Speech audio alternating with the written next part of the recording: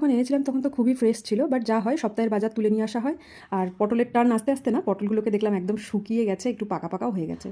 এ দিয়ে আর অন্য কী রান্না করব, তাই একটু ভালো করে জলে ধুয়ে নিয়ে দুপাশ কেটে ছোটো ছোটো টুকরো করে একটা বাটিতে জল আর অল্প নুন দিয়ে পটলটাকে একটু সিদ্ধ করে নিলাম। খুব ভালো সিদ্ধ করার দরকার নেই, একটা ফুট হয়ে গেলেই হয়ে যাবে। এদিকে মিক্সিং জারে নিয়ে নেব রসুন বেশ কিছুটা, কাঁচা লঙ্কা যতটা ঝালের পরিমাণ দরকার। আর আমি ধনেপাতার ডালগুলোও ফেলে দিই না, তো ওই ধনেপাতার ডালগুলো বাটাবাটিতে ইউজ করি, ওটাও দিয়ে দেবো। আর পটল সিদ্ধটা ঠান্ডা হয়ে গেলে ওটাও দিয়ে দেবো। দেন জল ছাড়া একটা ফাইন পেস্ট রেডি করে নেব। তারপরে ফ্রাইং প্যানে বেশ কিছুটা সর্ষের তেল দেবো। বাটাবাটি ভর্তাতে না সর্ষের তেলটা একটু বেশিই লাগে। দেন কালো জিরে শুকনো লঙ্কা ফোড়ন দিয়ে পেঁয়াজ দিয়ে দেবো, একটু নুন দিয়ে ভাজবো। পেঁয়াজটা যে নরম হয়ে ভাজা হয়ে যাবে, সাথে একটু কাশ্মীরি রেড চিলি পাউডার আর হলুদ গুঁড়ো দেবো যাতে ভালো কালার হয়। আর দিয়ে দেবো ওই পটলের পেস্টটা। এবার নুন চিনি স্বাদের জন্য যতটা দরকার অ্যাড করে ভালো করে নাড়াতে থাকবো মিডিয়াম ফ্লেমে রেখে। একদম জল টেনে যখন কড়াই থেকে উঠে উঠে আসবে না বাটাটা, তখন বুঝতে পারবো রেডি হয়ে গেছে।